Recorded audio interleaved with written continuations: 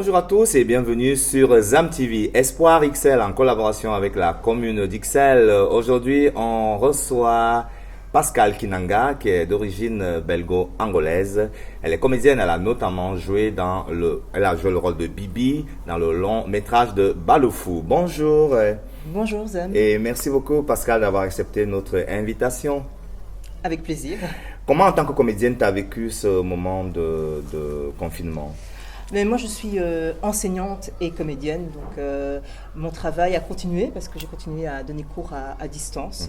Donc c'était un peu différent que pour les autres artistes évidemment.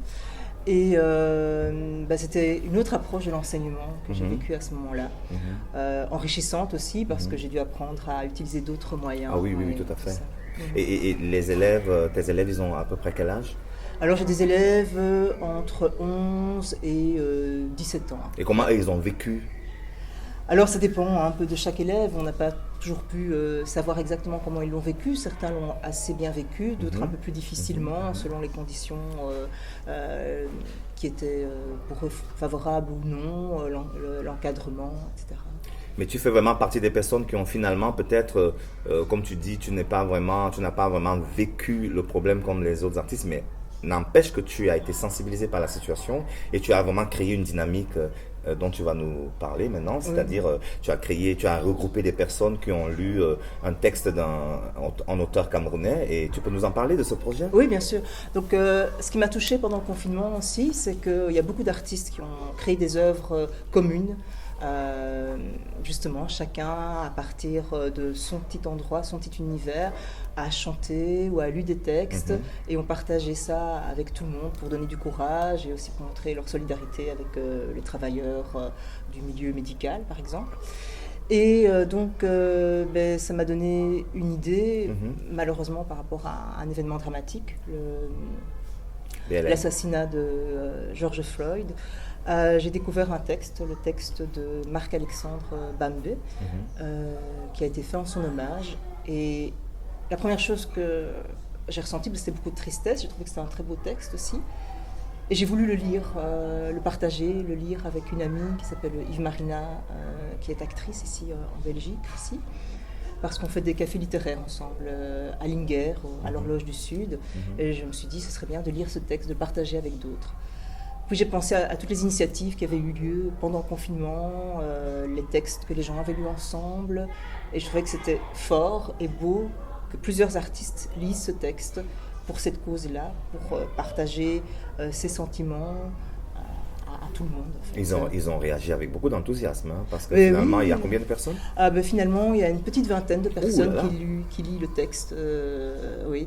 Et donc, j'ai eu la chance d'avoir Federico Ariou comme monteur, qui m'a aidé à mettre toute cette matière ensemble. Donc, j'avais une idée première, et puis on a changé au fur et à mesure de ce qu'on recevait. Et voilà. Justement, on va revenir sur le sujet du Black Lives Matter. Ton avis là-dessus? Est-ce que ça va changer quelque chose? Est-ce que c'est nécessaire? Est-ce que c'est efficace? Alors, on espère que ça va changer les choses. Je pense qu'en tout cas, les gens sont plus conscients de ce qui se passe peut-être. En fait, ce qu'il y a, je crois, avec George Floyd, c'est que là, l'événement, il a été filmé. Donc les gens ont vu l'horreur. Et on vit dans un monde de l'image aussi. Je crois que ça a marqué les gens. Ça a vraiment marqué les gens. Donc c'est pour ça qu'il y a eu tellement de réactions, je pense aussi, parce qu'il y a eu d'autres meurtres avant. L'auteur en parle dans son texte. Et à ce moment-là, les gens ont réagi. Et j'espère que les gens vont continuer à s'unir pour que des meurtres racistes ne se produisent plus, pour qu'on vive ensemble et qu'on construise quelque chose ensemble. Et toi, tu es vraiment issu d'un métissage. Oui. Comment tu le vis? Avec tout ce qui se passe aujourd'hui, je pense que les enfants métis sont vraiment, finalement, à l'avant-garde de toute cette dynamique, de tout ce combat. Parce que finalement, moi, je rêve, on dit souvent d'un monde métis. Comment tu vis cette situation, étant en cheval comme ça entre deux cultures? Mais je pense que c'est une richesse. Évidemment, ça peut poser parfois des problèmes, mais c'est intéressant de faire partie de deux cultures. Parfois, on ne connaît pas bien les deux cultures. Parfois, on est vu différemment selon le côté où on se trouve, selon avec telle ou telle personne. Mais voilà, c'est important, je pense justement, on vit dans un monde où on se mélange, où on voyage beaucoup. On a toujours beaucoup voyagé dans le monde, de toute façon aussi. Et voilà, le métissage, il a eu toujours lieu aussi. Bon, ça se voit parfois par rapport à la couleur, mais le monde est fait de mélange. Tout à fait, on est tous quelque part métis. Qu'est-ce que tu espères comme impact avec l'initiative que tu as organisée? Mais moi, c'était vraiment une action spontanée. En fait, j'ai lu ce texte, j'ai trouvé que ce texte était très beau, qu'il était vraiment en harmonie avec ce qui venait de se passer, qu'il fallait le partager. Et voilà, c'est surtout d'abord un partage. Je pense que les gens seront touchés, les gens vont retrouver la cruauté de l'acte qu'on a vu, mais aussi un message d'espoir, parce que la fin du texte, c'est un message d'espoir.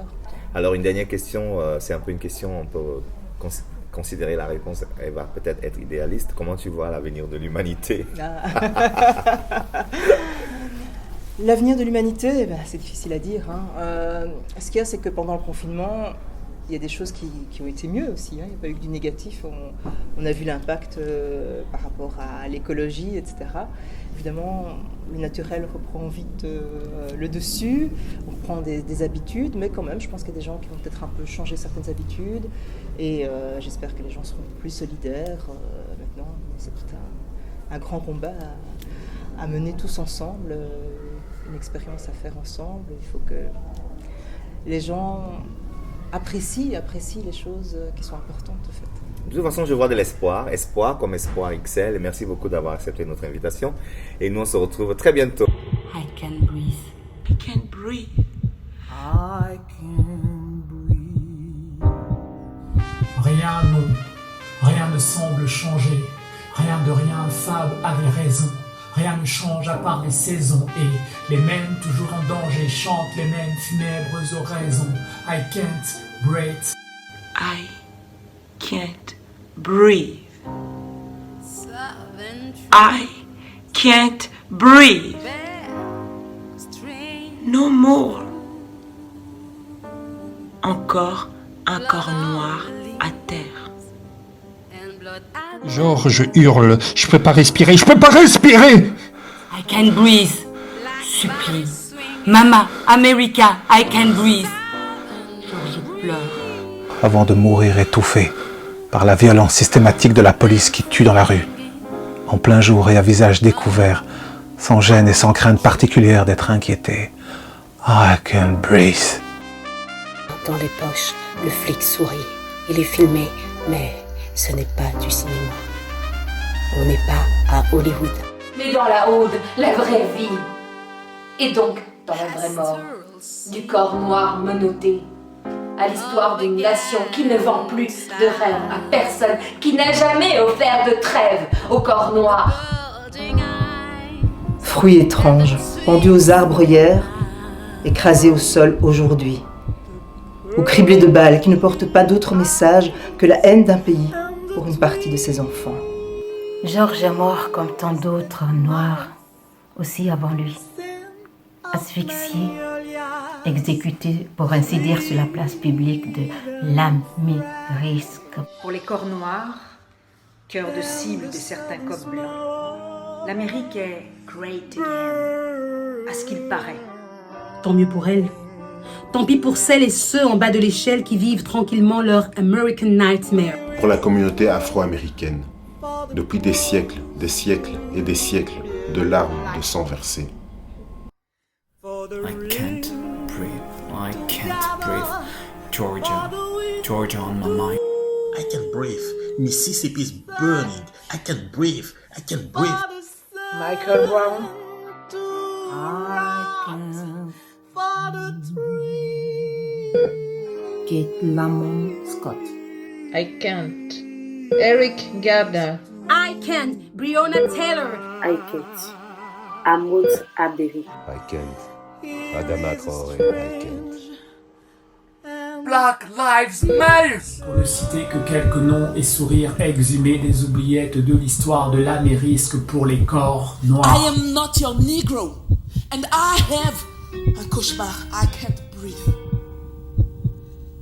I can't breathe, Mama. I can't.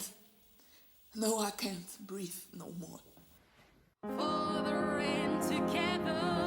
Le vent se lève pourtant.